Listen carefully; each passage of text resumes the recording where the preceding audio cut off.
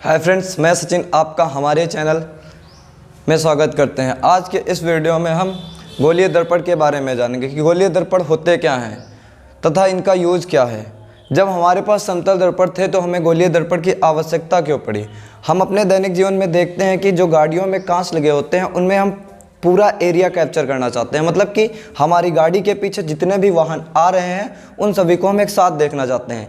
ये काम हम समतल दर्पण से नहीं कर सकते हैं, क्योंकि समतल दर्पण में जो प्रतिबिंब बनता है वो वस्तु के आकार का बनता है। अगर वस्तु हमारी h हाइट की होती है तो हमें जो दर्पण चाहिए वो h/2 हाइट का चाहिए। इसीलिए हम समतल दर्पण का उपयोग अपने वाहनों में नहीं कर सकते हैं, इसीलिए हमें गोलीय दर्पण की आवश्यकता पड़ी। गोलीय दर्पण की एक खासियत होती है कि ये जो वस्तु होती है मतलब कि अपने सामने का ज़्यादा से ज़्यादा एरिया कैप्चर कर लेते हैं, मतलब कि वस्तु बड़ी भी है उसका छोटा प्रतिबिंब दिखा सकते हैं। पर समतल दर्पण में ऐसा नहीं होता है। अगर वस्तु 5 मीटर की है तो जब समतल दर्पण में प्रतिबिंब बनेगा वो भी 5 मीटर का ही बनेगा, लेकिन गोलीय दर्पण में ऐसा नहीं होता है। गोलीय दर्पण में अगर वस्तु 5 मीटर है तो उसका प्रतिबिंब घटाया भी जा सकता है तथा गोलीय दर्पण की सहायता से उसका प्रतिबिंब बढ़ाया भी जा सकता है। इन्हीं सब सुविधाओं के नज़र रखते हुए हमें गोलीय दर्पण के बारे में पढ़ेंगे। इसीलिए हम गोलीय दर्पण को पढ़ते हैं, क्योंकि हम सभी काम समतल दर्पण से नहीं कर सकते हैं। आइए देखते हैं गोलीय दर्पण होते क्या हैं तथा ये कितने प्रकार के होते हैं। गोलीय दर्पण जो होते हैं वो किसी खोखला गोला काहे का हो सकता है, कांच का हो सकता है, उसके भाग होते हैं। जैसे मान लिया ये हमारा कोई कांच का खोखला गोला है जिसका ये केंद्र है। हर 2D या 3D ऑब्जेक्ट का एक केंद्र होता है। इसी प्रकार से एक हमारे जो गोला है खोखला गोला कांच का, उसका भी एक केंद्र है जिसे हम C कह रहे हैं। ये खोखला गोला है। अगर इसके हम पार्ट काट दें, मान लिया ये पार्ट काट रहे हैं, ये जो पार्ट हैं ये होते हैं नंबर 1 पार्ट ये हो सकता है, एक दूसरा, ये तीसरा, ये चौथा। ये जो पार्ट निकलते हैं यही होते हैं गोलीय दर्पण।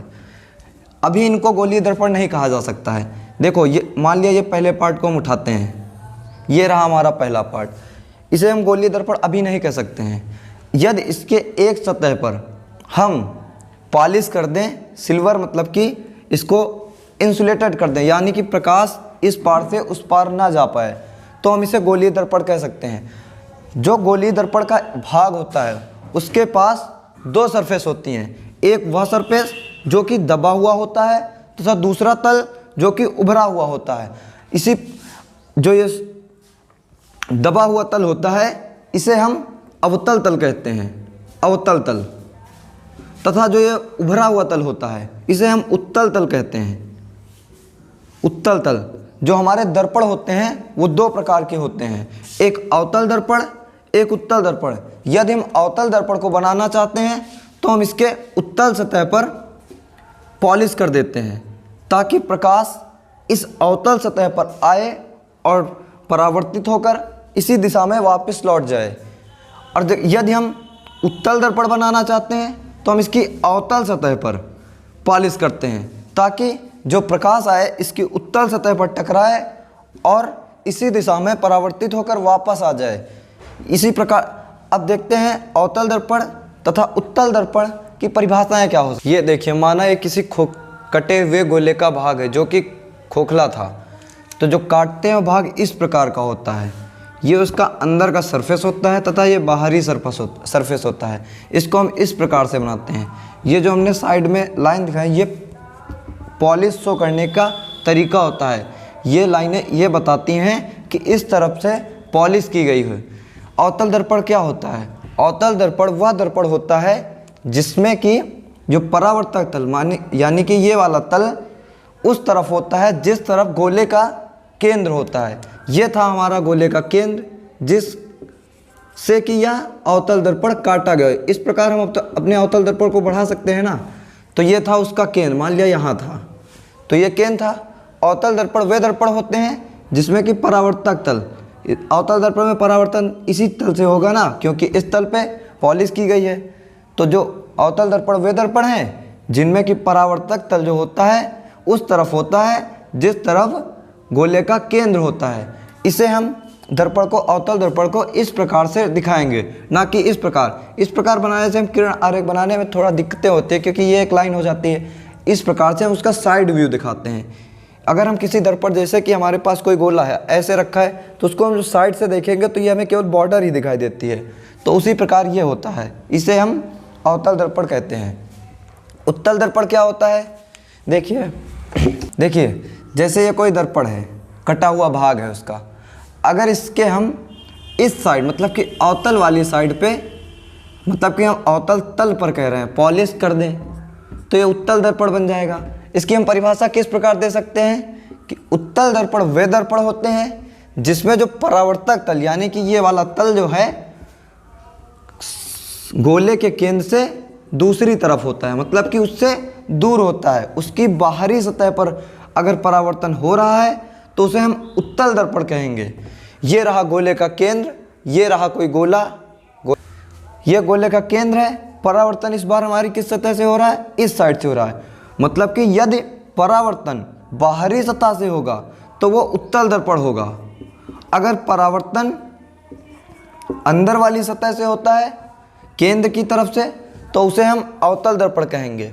उत्तल दर्पण को हम इस प्रकार से बनाते हैं, ऐसे इसके बाहरी सतह से परावर्तन होता है तथा जो अंदर वाला अवतल पृष्ठ होता है उस पर पॉलिश की जाती है ताकि प्रकाश दूसरी तरफ ना जा सके। यदि इसमें कोई प्रकाश किरण इस तरह से आती है तो इसी माध्यम में पुनः वापस आ जाती है। ये रहा हमारा अवतल दर्पण। अवतल दर्पण में हम पॉलिश इस साइड से करते हैं। जब इसमें कोई प्रकाश किरण आती है तो उससे टकराती है और परावर्तित होकर फिर इसी माध्यम में वापस आ जाती है। अब हम जानेंगे कि अवतल दर्पण तथा उत्तल दर्पण से संबंधित परिभाषाएं क्या क्या होती हैं। ये मान लिया हमारा कोई गोलीय कोश है, खोखला गोला कांच का। देखिए हम इसका एक दूसरा गोला लेते हैं, जैसे कोई दूसरा गोला हो गया, इसके हमने पार्ट काट दिए, ये पार्ट काट दिए। इस गोले का केंद्र जो ये था, इस गोले के लिए ये केंद्र था ए। अगर ये इस गोले का केंद्र है तो जो पार्ट कटे हैं इस गोले से तो इनका भी ये केंद्र यही होगा। मतलब कि पार्ट 1 के लिए इसका केंद्र क्या होगा? ये होगा, ए ही एक पार्ट का केंद्र होगा। इसके लिए केंद्र क्या होगा? नंबर 2 के लिए ए ही होगा। 3 नंबर के लिए क्या होगा? ए होगा। 4 नंबर के लिए केंद्र क्या होगा? ए होगा। मतलब कि अगर किसी गोले का जो केंद्र ए है, अगर उससे कोई पार्ट काट लें तो जो केंद्र गोले के लिए था वही केंद्र उस पार्ट के लिए भी होगा जो कि इस गोले से काटा गया है। मान लिया ये कटे हुए गोले का भाग है और ये केंद्र है। अब इसे हम एक तरफ से पॉलिश कर देते हैं। मान लिया हम इसके उत्तल सतह पर पॉलिश कर रहे हैं तो ये अब क्या बन गया? अवतल दर्पण। और ये केंद्र, पहले इस केंद्र को हम क्या कहते थे? गोले का केंद्र। लेकिन अब यहाँ पर कोई गोला तो बचा नहीं है, इसलिए अब हम क्या कहेंगे? इसे हम एक नया नाम दे देंगे जिसे हम कहेंगे वक्रता केंद्र। ये होता है वक्रता केंद्र। इसे अब हम वक्रता केंद्र के नाम से जानेंगे। जब ये गोले के साथ था तब इसे हम क्या कहते थे? गोले का केंद्र। लेकिन अब यहाँ पर गोला तो है नहीं, केवल उसका भाग है और एक केंद्र है, तो अब इस केंद्र को हम वक्रता केंद्र कहेंगे। अगर इसके हम उत्तल सतह पर पॉलिश करते हैं तो इसे हम अवतल दर्पण कहते हैं। अगर इसके हम अवतल सतह मतलब कि अंदर वाले भाग पर पॉलिश कर देते हैं तो इसे हम उत्तल दर्पण कहेंगे। यानी कि वक्रता केंद्र क्या होता है? वक्रता केंद्र किसी गोले का केंद्र होता है या उस गोले का केंद्र होता है जिससे कि दर्पण काटा गया हो। यहाँ पर देखिए ये जो ए बिंदु था यही था गोले का केंद्र। इससे हमने एक भाग काट लिया, ये भाग माना हमने काटा, तो जो ए केंद्र था अब इस दर्पण के लिए वक्रता केंद्र बन जाएगा, जिसे हम अब एक नया सिंबल सी से डिनोट करेंगे। इसे इंग्लिश में कर्वेचर कहा जाता है, सेंटर ऑफ कर्वेचर। इसे हम सेंटर ऑफ कर्वेचर के नाम से जानेंगे, COC। इसे हम COC के नाम से जानेंगे। मतलब कि वक्रता केंद्र क्या है? वक्रता केंद्र उस गोले का केंद्र है जिससे कि दर्पण काटा गया हो। अब हम देखिए दूसरी परिभाषा देखेंगे। देखिए ये कोई कांच का गोला है, इसका केंद्र ये था जिसे हम C से कहते हैं, वही केंद्र ये है तथा ये कटा हुआ भाग ये रहा। अगर इससे हम इस बिंदु पर कोई रेखा खींचते हैं, मतलब कि C और इसकी परिधि को जोड़ते हैं, तो जो ये दूरी होती है जब ये गोले के साथ होते हैं तो इसे हम त्रिज्या कहते हैं। गोले की त्रिज्या ये होती है गोले की त्रिज्या।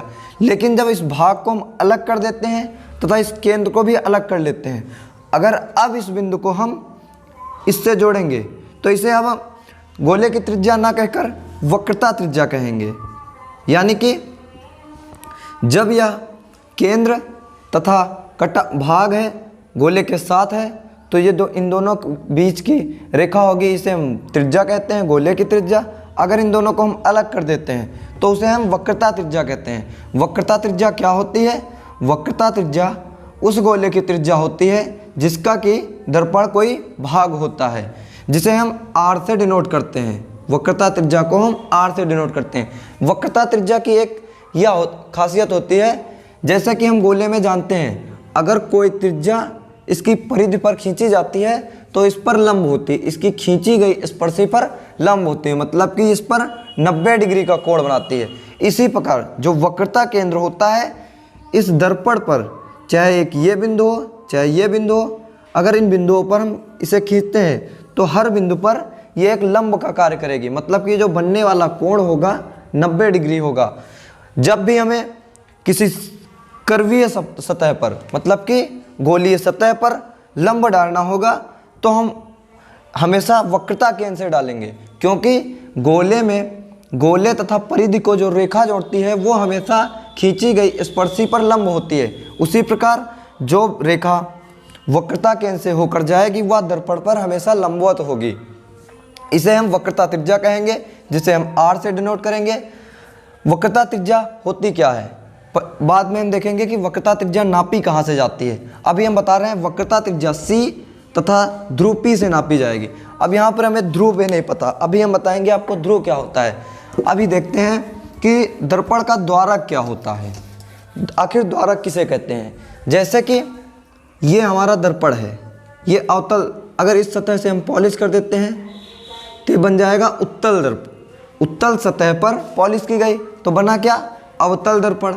इसे हम अवतल दर्पण कहेंगे। अवतल दर्पण ये जो अंदर का रिफ्लेक्टिंग सरफेस, मतलब कि परावर्तक सतह होती है, ये जो एरिया होता है जिस सतह से परावर्तन होता है उस सतह को हम दर्पण का द्वारक कहते हैं। दर्पण का द्वारक, जैसे ये कोई दर्पण है जिससे परावर्तन होगा, अगर इतने एरिया से परावर्तन होगा तो ये जो एरिया होगा A, इसे हम दर्पण का द्वारक कहेंगे। अब हम द्वारक जान गए तो इसे हम ध्रुव जान लेते हैं क्या होता है। ये जो द्वारक होता है इसके मध्य बिंदु को, मतलब जो रिफ्लेक्टिंग सरफेस था, परावर्तन का जो एरिया था, उसे हम उसके मध्य बिंदु को ध्रुव कहेंगे। दर्पण का पोल, जिसे हम P से डिनोट करेंगे। अब हम वक्रता त्रिज्या नापेंगे कहाँ? जितनी भी दूरियां हम नापते हैं सब P से नापते हैं, ध्रुव से नापते हैं, इसीलिए ध्रुव को रखते हैं। ध्रुव क्या होता है? द्वारक के मध्य बिंदु को ध्रुव कहा जाता है। अब हम जानेंगे कि मुख्य अक्ष क्या होता है। मुख्य अक्ष वह रेखा जो कि वक्रता केंद्र तथा ध्रुव को जोड़ती है, मतलब C तथा P को जोड़ती है, उसे हम मुख्य अक्ष कहेंगे।